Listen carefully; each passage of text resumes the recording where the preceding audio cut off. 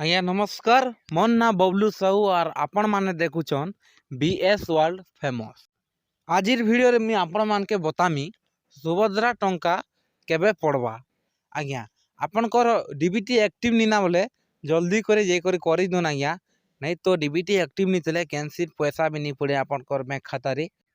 जदि आपनकटा state bank अच्छे बेले काली रे गुटे मुई वीडियो छाड़ी छे आधार लिंक केनता रहबा आपनकर मोबाइल रे बैंक के जीवा के नहीं पड़े आपनकर मोबाइल रे आधार लिंक ही जीवा केनता कर हेबा जे मुई काली गुटे वीडियो छाड़ी छे डिस्क्रिप्शन रे लिंक दी देमी जे करी देखि पारबो।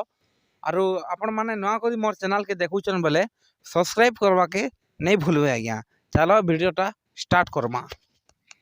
तो सुभद्रा पैसा हैला मार्च 8 तारीख पड़वा आरो बाकी 6 दिन रहला पैसा पड़वा लगी मार्च 8 तारीख पड़वा।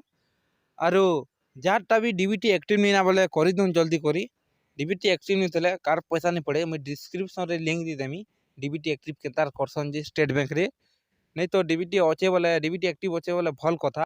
आरो आपनकर सांग मान के भी शेयर कर दोन से माने भी जानी पारबे सुभद्रा टंका केबे पड़वा जे।